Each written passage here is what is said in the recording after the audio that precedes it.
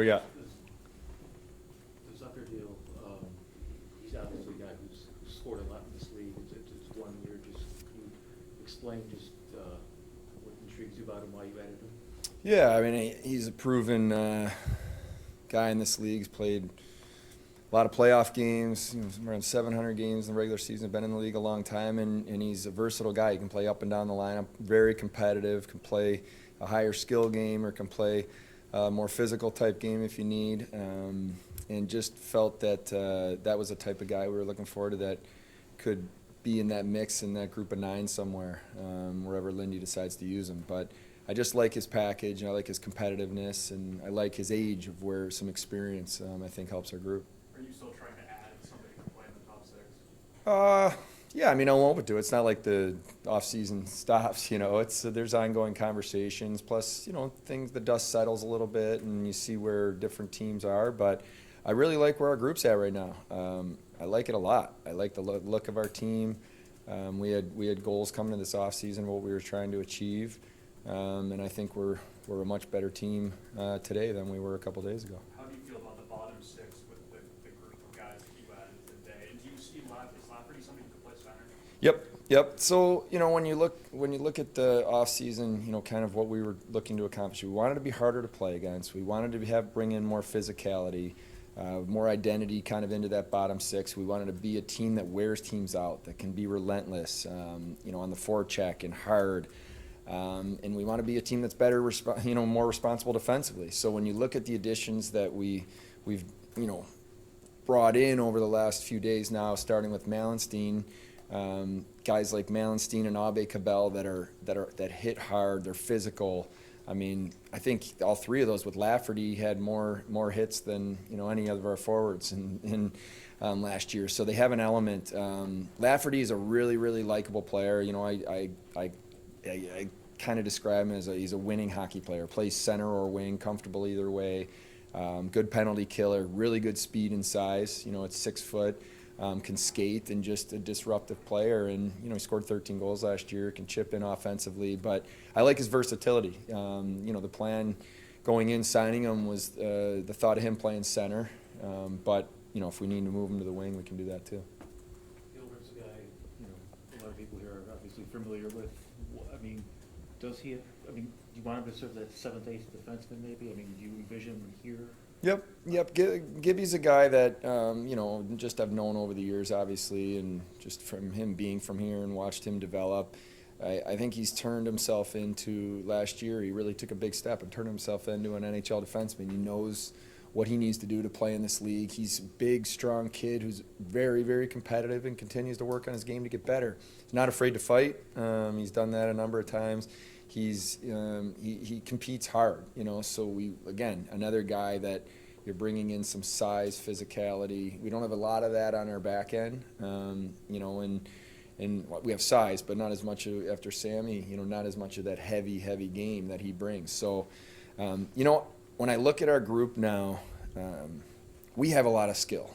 We have a lot of talent. I think we've proven in this league over the last couple of years that we have guys that can, as talented as anyone and make plays. We needed to round the group out. We needed to get harder. We needed to just have a little more of a presence where we can go after teams and roll over and over and just become that tougher team to play against. And the skill is exciting and great, but we just needed to kind of get the mix a little bit better, and that was why we were so focused on that. We need to be better defensively. So those are the areas that we'll talk about as we get into training camp. Is Krebs the guy that you have to re-sign him still, obviously, but is he a guy that you're looking at as maybe being a third line center? And how is that role, is that going to change all under Lindy? Well, yeah, I think Peyton Krebs is someone that he's still a young player. You've heard me talk about this. I think he showed a lot of signs over the last year of starting to understand the defensive side of the game. He's a very, very competitive kid. He's getting better and better, like in different areas. He's got great vision. He has offensive skill. We know that from his track record. Before we traded for him, and now he's still gonna find his way. I think there's a chance for him, the upside of being a player that can play higher up the lineup, whether that's as a center, which we believe he is, or maybe eventually could he slide to the wing? Yeah, like we're open to that. But what I really like now is we have a group of players that Lindy and the coaching staff can kind of decide how they want to put the lines together. You know, we have some high-end skill that we feel is that can play against anyone in the league when it comes to the skill, and now we have some physicality and compete, and some more veteran players that I think really give Lindy some, ability to move things around a little bit. Understanding that you just added 5 players in the last 3 days, where is it right now organizationally trying to recruit players? I mean, the first thing I'm sure most guys say to you is, you haven't made the playoffs 13 years in a row. How difficult is it to even get in the room with certain guys just because of that? Yeah, I mean, I think there's some things with that, Mike, that for sure you look for players that want to win. So it's a natural question. Where do I fit? How, am I going to win in the place that I'm going, if they have the choice, if they're unrestricted free agents? So, yeah, that matters. But, I want players that want to be here, and players that give me a quick, I'm not sure I want to be a Sabre because of whatever, then we move on to the next. I don't even give it a second thought. But, yeah, it doesn't even really phase me in terms of any of that type of stuff. But, yeah, of course, there's always going to be part of that. We have to hold up our end of the bargain here and win more hockey games, become a playoff team that's year after year there. But we're on that journey now, and that's where we need to take a step, and we need to do it this year. You guys were 23rd in the league in goals per game last year. You lose Jeff. Victor signs elsewhere. And you guys added players today, but Zucker's had 120-plus goal season in the last several years. So where do you see the goals coming from with this? Yeah, like I said, I mean, hey, like every team, you want to score more, and I think some of that can be just internally. Can guys take a big step and have a bigger offensive year? I'm not concerned about our talent, our skill level, or our ability to score goals. I believe we have that in our room. We needed to be a team that just that the roster's rounded out and makes more sense in matchups and all these things. And in Jeff, when you make these decisions, when he kind of got in a spot where he was not going to be on your top line and playing top power play minutes or minutes in general, you have to make hard decisions. And that's the kind of the internal debate that we had. And when you're looking at the cap and all the different things you're juggling, that's why we ended up making the decision. But I'm honestly, Lance, we have talent on that roster. We need to play sharper. We need to play more consistent. We need to be more competitive. And I'm not concerned on the offensive part. 3 years you sought Don's input with the roster. I mean, what did you ask Lindy? I mean, how much input does he have on this roster? A huge amount of input. I mean, I believe the best way to run an organization is to be collaborative. I just think that if me personally or someone is just making decisions independently, you can put yourself in some bad places. And of course, it's my job ultimately to make the final decision on certain things, but I'm always bouncing ideas off of him and having him help me. Hey, what do you see? What is our need? You're the one standing behind the bench, game one. What do you, when you look at our group, what do you need? And that's where we really, like I told you a couple months ago when we did the press conference, wanted to get Lindy on board as fast as possible once we decided that was a decision, because we had so much work to do to get to today. And I needed his input and understanding the roster and what he thought we needed. So, yeah, we're in it together. I mean, myself, Lindy, the other coaches are involved in conversations. Obviously, you have Jason, Mark, and Jerry, and scouts. It's just my style. But and then I take in all the information. I listen. I even hear the Sam's perspective, just from a pure number standpoint at times, just to gather it all. And then I need to be the one to make final decisions. Kevin, you still have a significant amount of salary cap space, regardless of what you do with your RFAs. How do you plan on using that and weaponizing that? Yeah, I've probably said this before to you guys. I don't get overly caught up in are you spending to the cap or not. You're putting your roster together to win, and that's our focus. Obviously, when you look at contracts that are coming into the future, you have to plan, or you can get yourself in a really bad spot. So we understand that the first wave of a lot of our players, the core players we've signed, those extensions, some of those are kicking in this year, this upcoming season. And then there's another group coming. You know, so you're planning today, but you're also having to plan out the roster over time to make sure you're staying, you know, as competitive as you can for the longest amount of time. That's the whole goal here. How much of your plan this offseason is baking in the hope that guys will just frankly play better next season than they did this past? Yeah, it's an interesting way to put it. You don't just hope, you know, like you have to have some thought and substance to what you're trying to do. And after a lot of conversations with the players, with different coaches, and certainly as we got Lindy on board, there's a belief, I'd say is the better word, that the Tage Thompsons of the world and Alex Tuck and Dylan Cousins and Jack Quinn and these players are going to take steps to improve their own individual game. Some of it may be just because of their own game. Some of it may be the way we're going to play and just the predictability and playing a little bit of a faster, more direct game. You know, that's something that we've talked a lot about, and I think our players will benefit from.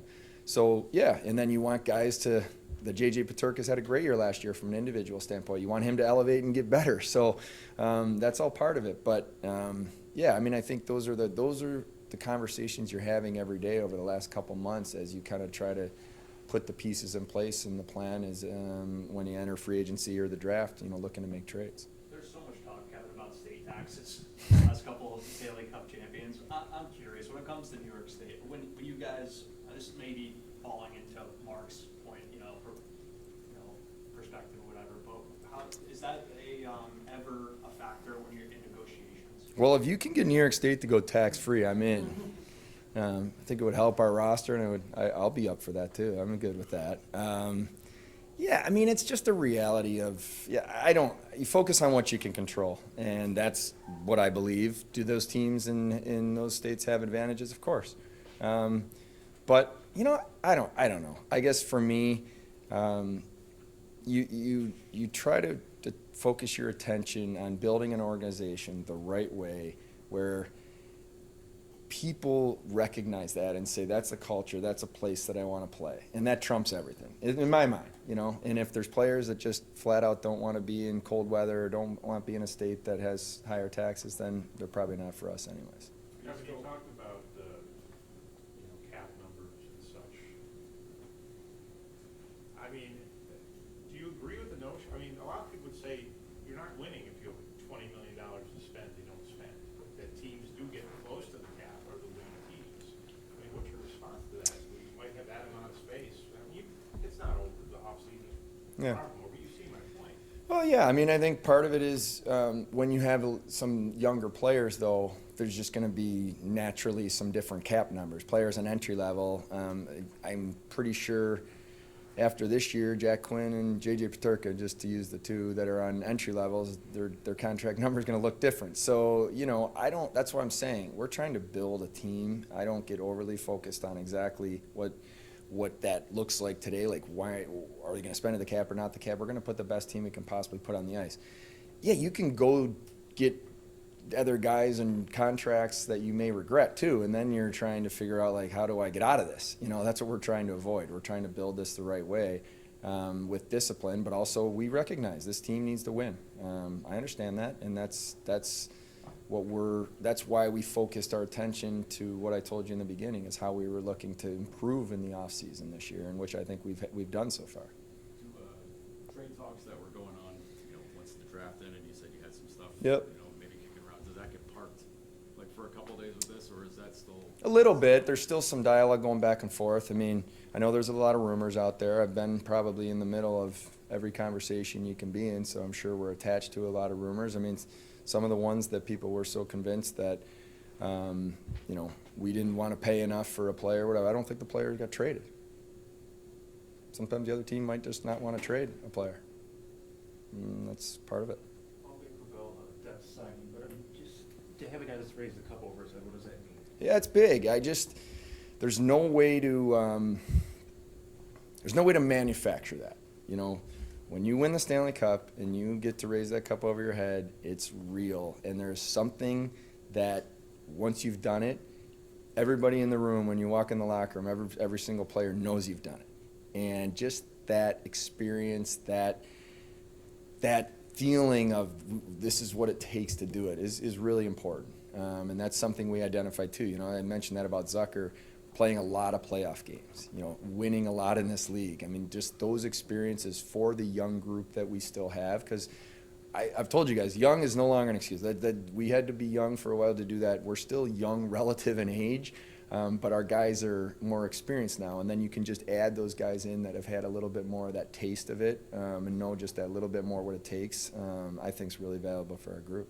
Did you talk about Zucker? About Zucker? Yeah, I try to talk to.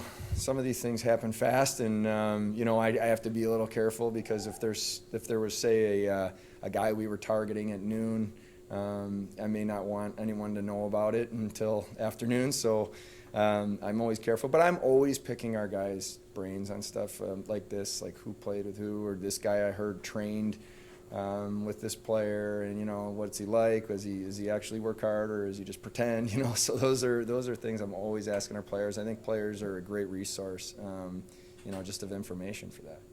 Did he inform you he's signing elsewhere? He didn't. We spoke last night again late, and he knows that you know, we've put an offer on the table that he didn't accept.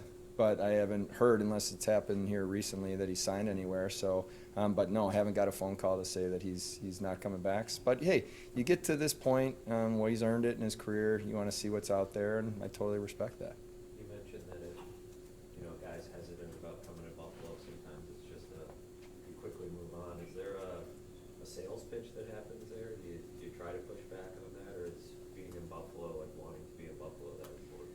Well, I think I mean, of course, like anytime you're recruiting a player, there's always, I hate to use that phrase like sales pitch. It's more of a conversation of here's what we're trying to do in Buffalo, and here's why, and here's the people from Lindy Ruff, and you know what I mean. You're explaining the philosophy, and then, you know, I guess that's what I mean. You're never going to just say, okay, I'm moving on because this, you know, they might not want to be in Buffalo. You're going to at least try to help them understand what the great parts of this city are away from the rink, and all the different parts of being a Sabre and what that means.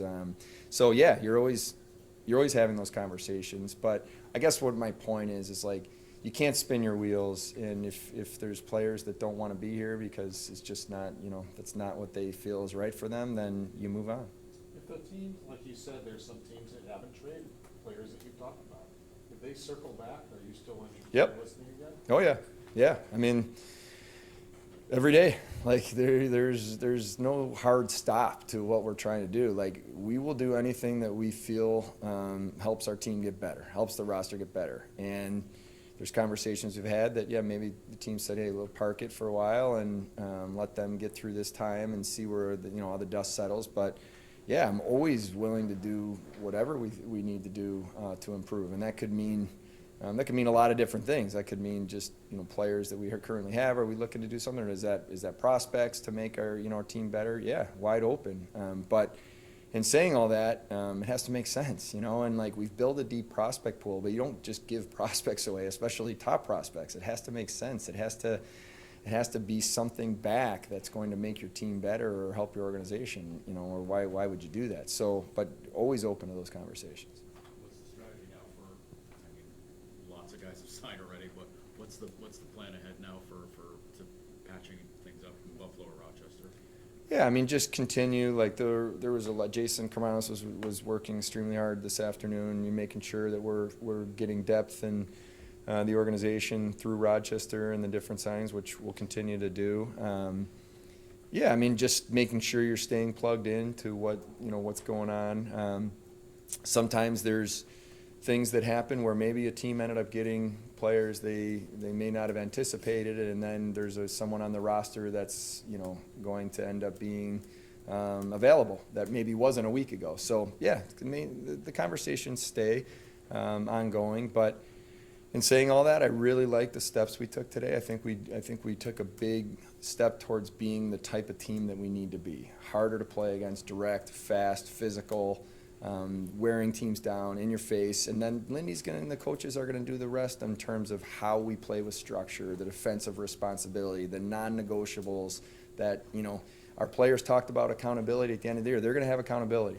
I promise you. And this is going to be, you know, a big exciting time for these guys coming into camp to say it's time now, and I get excited about that. So we're gonna continue to look at things, but I like where our roster is. You have to go over some things on development camp Sure. for us. We know, obviously, Savoy, Komarov went deep with the Memorial Cup, but are there any injuries, any other guys, you guys missing? Cohen, I think, is the one injured. I might be, yes. I watched today's, but a little out of the loop with everything going on. But, you know, it did hit me today, a couple things.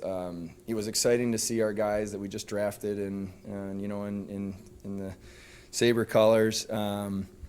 Couple things, though, like I started talking to Terry Pagula about this. I think we were 12, 13, 14 top prospects aren't here. And that's our choice, you know, either guys that played deep into the Memorial Cup or that were in Rochester, number of first-round picks, second-round picks. We made a decision as an organization not to disrupt their training and just kind of where we are based on how long they played. So that's why we made that decision. But I like the group of kids that we have here. And the other thing that hit me, Mike, about development camp that I thought was really cool was I think there were six junior Sabre kids out there today, former junior Sabres. And, you know, I give Patrick Coletta and Sean Wallace and Larry Playfair and the guys that have done a lot of work over at Harbor Center credit. Like, that's pretty cool to see. I think about Charlie Mandola 10 years ago next door and talking about, hey, it would be pretty cool if over time this junior Sabre and academy hockey were built up where players are coming out of here and end up in Sabre uniforms. So it was kind of neat today just to see. I think that's a pretty cool thing to have six former junior Sabres out there. How high in the lineup do you think Zucker can play? Yeah, I think he can play anywhere, all the way up to, you know, whatever Lindy wants to do. And I think that was probably one of the biggest reasons, besides the stuff I mentioned about the competitiveness and track record and all the success and experience. His ability to play anywhere in our lineup, I think, is critical in style. You know, he's played plenty with top skill guys, or he could play more of that hard checking role. So that's a big thing before we got into the conversations today that I had checked off with Lindy. Like, how would you utilize Jason? What do you think his best attributes are? Can you see him fitting with this line or this line? And his answer was, I see him really fitting with any line. And that's what I was hoping to give Lindy, is the ability to mix and match.